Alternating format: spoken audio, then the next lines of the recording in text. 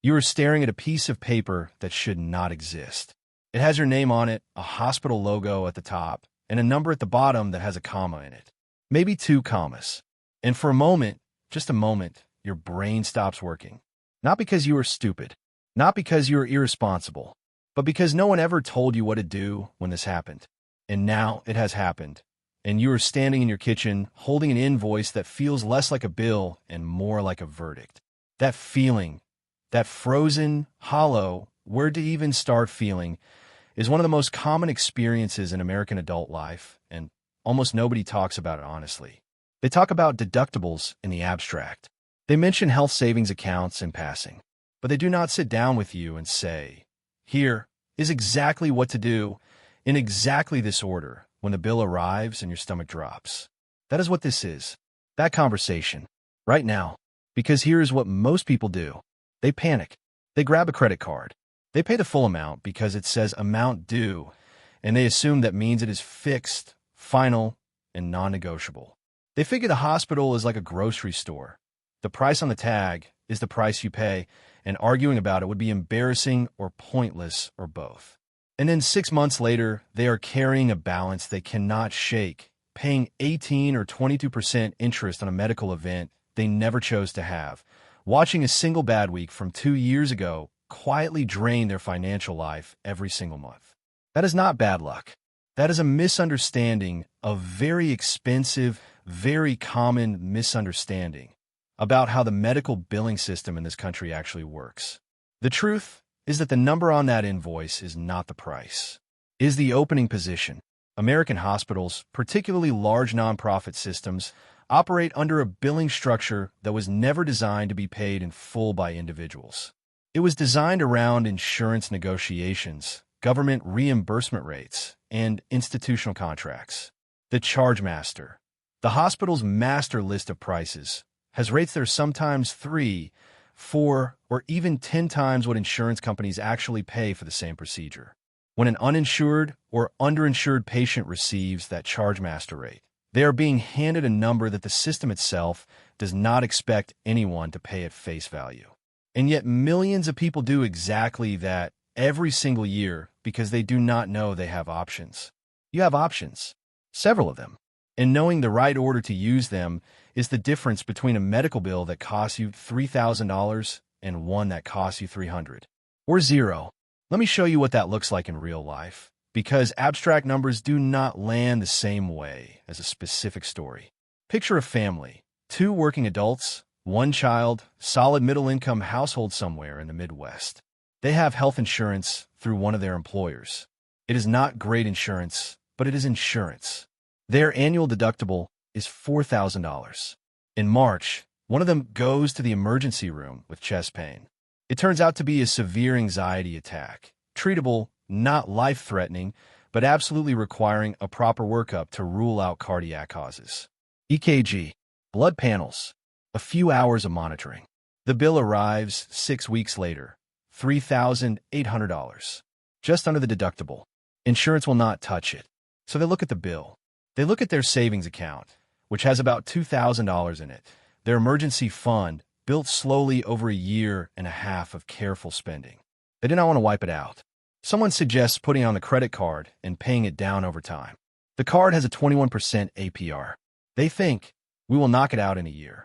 They make the minimum payments for a couple of months. Then life happens, a car repair, a school expense, a month where the grocery bill ran high, and the balance lingers. 18 months later, they have paid nearly $5,000 total on a bill that was $3,800. The interest alone cost them over $1,000. And their savings account is still thin because every time they try to rebuild it, the credit card payment was sitting there pulling in the opposite direction. This is not a story about financial failure. This is a story about what happens when you do not know the rules of a game you're being forced to play. Because at every single step of that story, there was a better move available. They just did not know it existed. Here is where most people need to start, and almost nobody does. Before you pay anything, you request an itemized bill. Not the summary, not the explanation of benefits. The full, line-by-line, itemized statement of every single charge. You're legally entitled to this.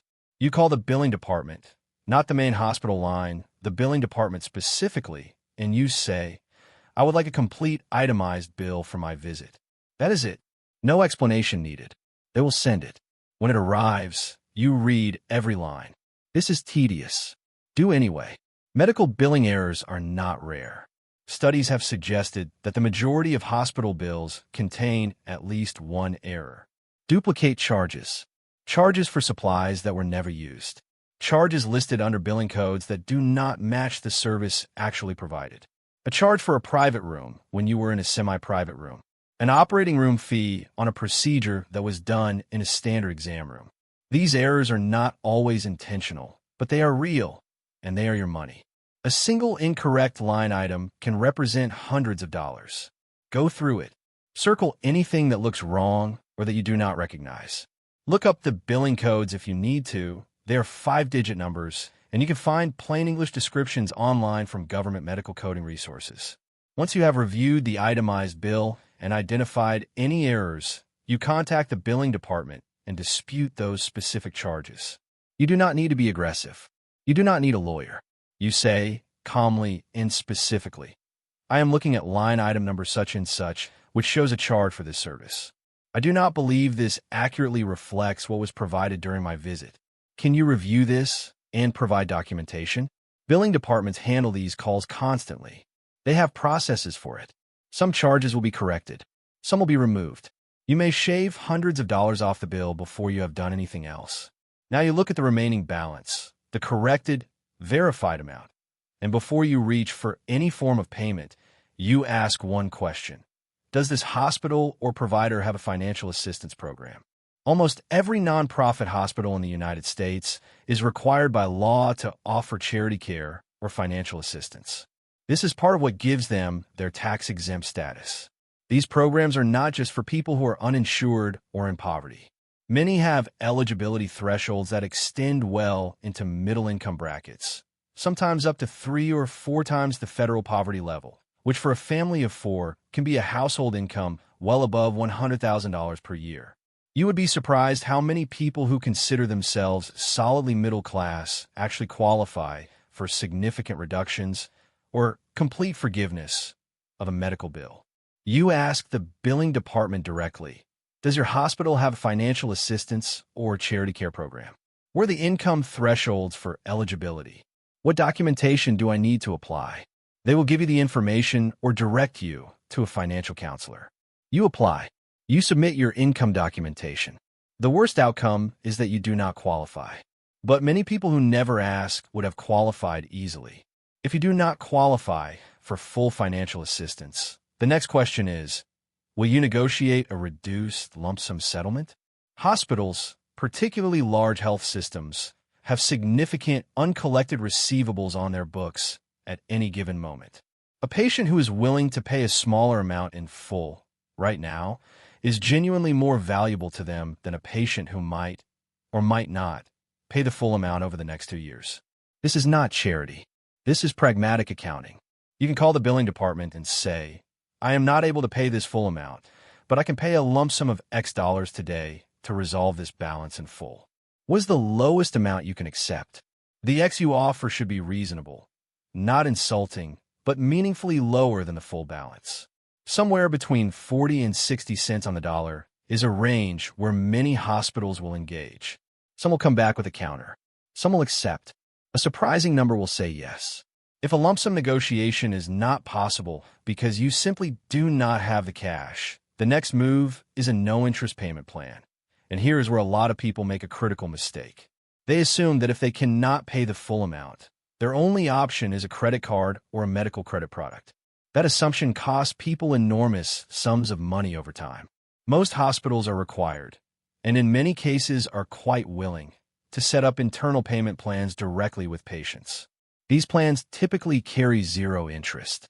You call the billing department, explain that you need to pay over time, and ask them to set up a payment plan. The monthly amount will be based on what you can reasonably afford. You may need to provide some basic financial information, but the resulting arrangement will be between you and the hospital with no interest, no third-party lender, no compound rate eating into every payment you make. This is the key comparison that changes everything. A $2,000 balance paid over 24 months at 0% interest costs you $2,000. The same $2,000 balance carried on a credit card at 22% interest, paid over the same 24 months, costs you closer to $2,500. That is $500 that went to a bank instead of your savings account, your child's education, your retirement, for no reason other than not knowing you had a better option available. Some people hear this and think, but won't the hospital send my bill to collections if I do not pay it fast enough? And the answer is, not necessarily, and not immediately. And this fear is one of the main reasons people make expensive decisions in a panic. Hospitals generally give patients a substantial window, often 90 to 120 days or more, before any collection activity begins. And if you're actively communicating with the billing department, if you have opened a dispute or applied for financial assistance or initiated a payment arrangement, that clock typically pauses. You're not ignoring the bill. You are engaging with it through proper channels. That is exactly what billing departments want patients to do. There are also recent regulatory changes worth knowing. In the past few years, the three major credit reporting agencies made significant changes to how medical debt is handled. Medical debt under $500 can no longer appear on credit reports. Paid medical debt must be removed from credit reports, and the timeline before unpaid medical debt can be reported has been extended. These changes do not mean medical debt has no consequences. It can still go to collections. It can still be pursued legally, but they do mean the threat to your credit score is substantially less immediate than it once was, and the fear of a credit hit should not be the reason you reach for a high-interest card in a moment of panic. If you have gone through all of these steps, disputed errors, applied for financial assistance, requested a negotiated settlement or a zero-interest payment plan, and you still find yourself with a balance that is difficult to manage, there's one more resource that many people do not use because they do not know it exists: hospital patient advocates and nonprofit credit counselors. Most large hospitals have patient financial navigators or advocates on staff. Their job is specifically to help patients find assistance programs, understand their bills, and work out manageable payment arrangements. They're not debt collectors. They're not there to pressure you. They exist because hospitals are financially better off helping patients navigate payment than writing off uncollected debt entirely. Nonprofit credit counseling agencies, accredited through the National Foundation for Credit Counseling or similar bodies, can also help you negotiate with medical providers and create a structured repayment plan that fits your actual budget. These services are typically low cost or free. You're not alone in this process unless you choose to be. Now let us talk about what order all of this actually goes in, because the sequence matters. First, you wait for the itemized bill, not the summary, the itemized bill, and you review every line. You dispute any errors directly with the billing department. Second, you ask whether a financial assistance program exists and whether you might qualify. You apply if there is any reasonable chance. Third, if you do not qualify for full assistance, you negotiate a lump sum reduction if you have access to any savings.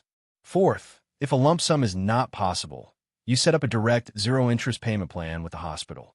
Fifth, only after you have exhausted these options, only then, do you consider any form of financing. And if you must use financing, you look for zero-interest promotional offers rather than standard revolving credit. You do not start at step 5 and work backward. You start at step 1 and give each option a genuine attempt before moving to the next. This order exists because each step represents a better financial outcome than the one after it. Eliminated charges cost you nothing. Financial assistance costs you nothing. A negotiated lump sum costs you less than face value. A zero-interest payment plan costs you the exact amount owed. A zero-interest financing product costs you the exact amount owed. And high-interest debt costs you more than what you owed. The system has a best path. It is not labeled. You have to know to look for it. And here is the thing that perhaps matters most, and that nobody says clearly enough. None of this is shameful. Not the bill, not the negotiation, not applying for financial assistance, not asking for a payment plan. Medical debt is not the result of poor character. It is the result of a healthcare billing system that was built around institutional and insurance transactions, not around individuals receiving care when they need it. The prices are not real in any meaningful sense. The process is not transparent. The options are not advertised. You are handed a bill with a comma in it and told, implicitly, to figure it out on your own. But you do not have to figure it out the hard way. The tools exist. The programs exist. The negotiation pathways exist. Other people use them every single day. People who are not experts, not lawyers, not financially sophisticated in any formal sense. They just ask the right questions in the right order. You can ask those questions too. You can call the billing department with a specific list. You can read the itemized statement line by line. You can say out loud to a person on the phone, "Does your hospital have a financial assistance program? And do I qualify?" You can say, "I can pay this amount in full today. Will you accept it as settlement?" You can say, "I need a payment plan with no interest." These are not aggressive demands. They are reasonable requests that hospitals field every single day. The bill on your counter is not the end of the conversation. It is the beginning of one. And now you know how to have it.